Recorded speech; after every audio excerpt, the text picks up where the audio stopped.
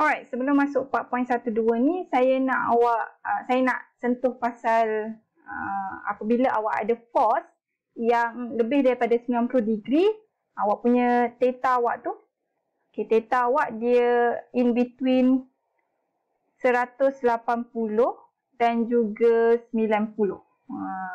90.1 ke atas lah, dia tak boleh sama dengan 90. Kalau 90 tu dia kosong kan. So contoh awak ada this box. Alright, awak ada this box. This box. Dan awak punya force ke sini. Tapi awak punya delta X ke sini. Right, so delta X sini. So if saya lukis dia kat bawah ni. This is your force. This is your delta X kan. So sudut between F dengan delta X ni dia di sini. Di sini Contoh. This one saya letak dia theta 1. Dan dekat sini saya letak dia sebagai theta 2. Alright. So theta 1 ni contoh dia 125 degree. So your works akan menjadi macam ni. F X ataupun X. Saya buat delta X kan. Fx cos theta. So kalau kat sini kita tahu works dia adalah negatif. So dia ada dua cara kat sini untuk awak buat. Yang pertama kita guna theta 1. Kalau kita guna theta 1, which is lebih daripada 90 degree kan. Bila kita guna theta 1 ni, kita tak perlu letak negatif. So, bila kita masukkan cos theta tu, kita akan dapat cos 125. So, cos 125 awak akan dapat cos 125 sama dengan awak akan dapat terus negatif 0.574. So, awak akan dapat kat sini darab dengan fx lah. So, berapa nilai fx. Satu lagi cara, kita guna theta 2. So, ada situasi yang awak kena guna theta 2. Ada situasi yang awak kena guna theta 2. Walaupun kita ambil in between f dengan delta x kan. Tapi kita boleh juga guna theta 2 ni. What happen here, bila theta 2, kita dah tahu kita akan ambil fx kan. Kita nak cari f yang parallel dengan delta x ni kan. So, this is your fx. Dan kita tahu fx ni dia adalah negatif sebab dia ke kiri. Negatif, awak akan dapat kat sini f cos. So this one akan jadi 180 tolak 125 akan jadi 55. So theta tu awak akan jadi 55. So cos theta tu kan sebab f awak ke kiri. So kalau awak nak guna theta tu ni, awak kena letak negatif. Awak kena letak negatif fx cos theta tu. So this one awak akan dapat negatif fx cos theta 2 is 55. So if you tekan calculator, cos 55 adalah sama dengan cos 125. Dia macam ni. Dia cos 125 bersamaan dengan negatif cos 55. Ataupun by general, cos theta is equal to negative cos 180 tolak theta. Dia sama dia jadi sama tapi dia ada negatif kat depan. So if you nak guna theta yang macam ni, awak kena tengok consider dia adalah negatif. Kita kena letak negatif. So you can get here your answer still lagi negatif 0.574 fx. F darab dengan x. Ni bukan f komponen x f darab dengan x. So saya letak delta x lah. Supaya tak terkeliru dengan fx. Dia macam tu. Right? Okay, barulah kita masuk by this one lah. Total works by this one. Awak ada satu objek. Then, awak ada satu objek. Right? Lepas tu, ada dua orang tarik. Satu awak tarik. F1. So, this is dia punya theta. Satu lagi kawan awak tarik. Kawan awak tarik. Tapi awak lagi kuat, so your box ni dia move ke kanan. Dia move ke kanan. That means your fx is this one, you punya theta.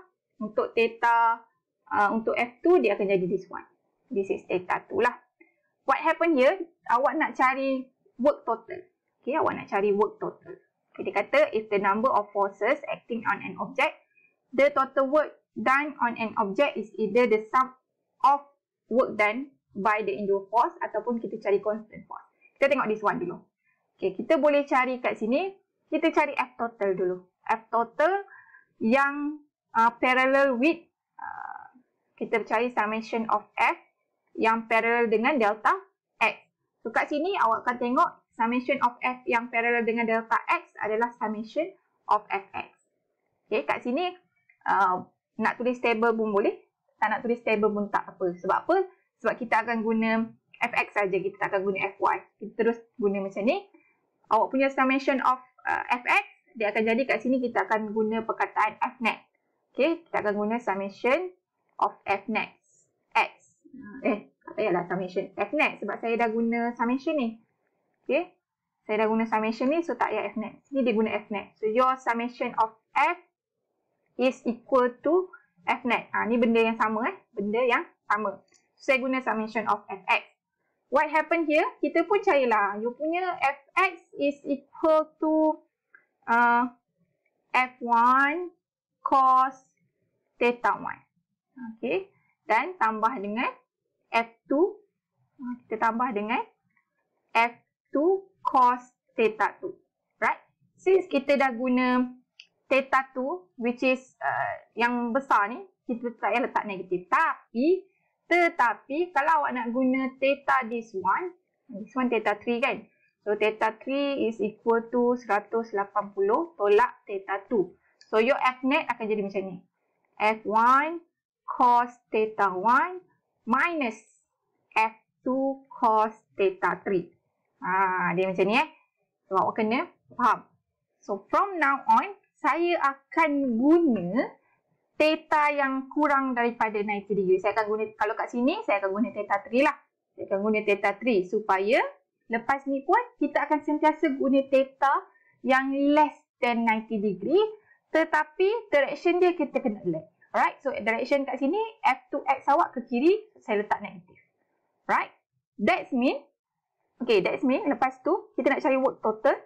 Kita boleh guna summation of Fnet yang parallel dengan delta X, which is kat sini Fx, kita darab dengan delta X ataupun darab dengan displacement.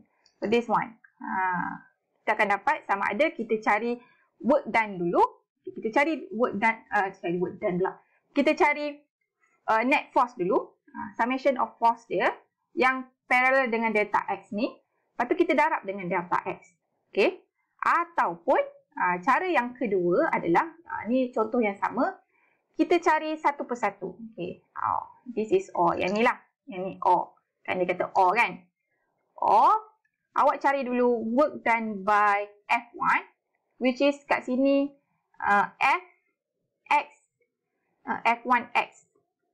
F1x darab dengan delta X. Awak akan dapat kat sini F1 delta X cos theta 1. Okay. Lepas tu kita cari works 2. Work 2 is F2x darab dengan delta X. Yang kat sini saya akan dapat dia as negatif lah. Sebab saya nak guna theta 3 ni. Saya nak guna theta 3 ni, saya letak negatif. F2 delta X cos theta 3. Right? Okay, now kita akan dapat kat sini work total awak as summation of all the works by each force. Okay. Awak akan dapat work total. Kita akan dapat summation of work done by each force. So, work done by force 1 tambah work done by force 2. Kat sini awak akan dapat F1 delta X cos theta 1 tolak dengan F2 delta X cos dengan theta 3. So, kita tambah setiap. So, this one is work done by force 1, this one is work done by force 2. Kita buat satu-satu dan kita tambah. So, bila awak ada soalan macam ni, awak boleh buat either one lah. Sama ada awak nak cari total force dulu, lepas tu darab dengan delta X, ataupun awak nak cari works setiap force, baru kita tambahkan. So, dua-dua situasi ni, kalau nak senang, kita cari summation of force, lepas tu darab dengan delta X lah. Tetapi ada soalan yang memerlukan awak guna this one. Okay? Sebab tu, saya akan ajar dua-dua. Alright. Yang seterusnya, total work done by a variable force. So, the force that act on an object may not always be constant in such case. Contoh dia, kalau awak ada works by gravitational force. Weight awak. Weight kan? Saya buat Fg lah. Weight equal to mg. So this one constant. Kalau dia constant, tak ada masalah. Sebab your Fg ni, force awak ni tak depend on the displacement. So kalau dia tinggi mana pun, awak bawa dia daripada this level to this level, dia masih lagi, force dia masih lagi mg. Tetapi for spring, contoh dia spring kat sini kan. Awak punya spring, you punya force by the spring tu, dipanggil Fs kan. Dia akan depend on x. Makin jauh x, makin besar Fs awak kan. Makin jauh awak punya x, displacement awak makin jauh, makin tinggilah awak punya force. So force dia tak constant. Apabila force tak constant, kita kena cari total work done by this. Guna equation ni. Kalau yang constant, kita senang je. Kita buat F, Fg darab dengan delta X atau delta Y nanti kan. Untuk dia untuk constant. Ini untuk constant. Kalau tak constant, kita kena buat integration. So here, contohnya spring ni. So this one is your spring. Okay, dia dekat X initial here. Lepas tu awak bawa dia ke somewhere here, which is your X final. Okay, this is your X final.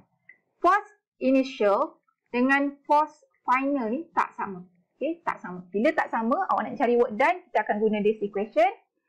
So your work is equal to X. Sini saya buat X1, sini saya buat tak apalah. Macam tu. X initial. Kat sini dia buat 1. This one is X1, this one is X2. Benda yang sama je lah. So kita nak integrate dia daripada X1 pergi kepada X2. Dan awak punya force sekarang adalah Fs. Kita nak integrate based on X. So your Fs sekarang ni adalah Kx. Kx dx.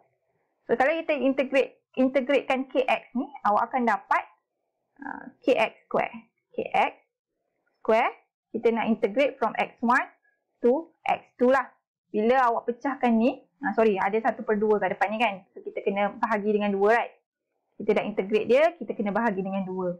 This one, kalau kita pecahkan dia, kita akan dapat 1/2 K X2 square minus X1 square. This one awak akan dapat 1/2 K X2 square tolak dengan 1/2 K X1 square.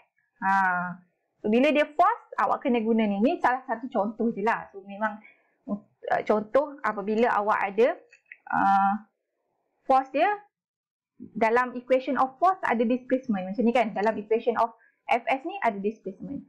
Soalan boleh je bagi awak apa-apa sahaja force. Contohnya dia kata, dia reka. Dia kata F is equal to 5x square. Dia kata cari work done by the force in movement from x equal to 2 meter to x equal to 5 meter. Kalau dia minta macam ni, awak pun kena guna this one. This equation. Alright? Okay, kita tengok PBL 4.1.